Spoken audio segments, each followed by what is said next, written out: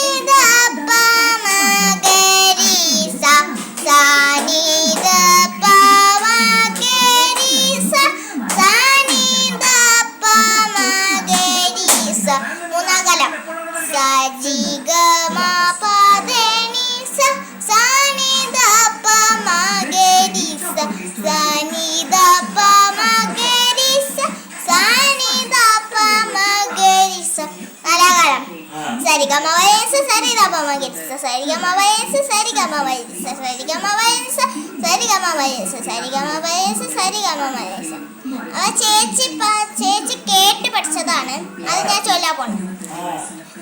പാദ പകരി ഗാദ പകരി ദ പകരി സാരി സരി സസ ഈ സരി ദ പാദ സരോ ജമൂലയേ ഹരു നീലി പാദ പകരി ഗ. അപ്പൊ ഞാൻ ചൊല്ലി കഴിഞ്ഞു. ഇനി ഞാൻ ചോദിക്കാണ് താളം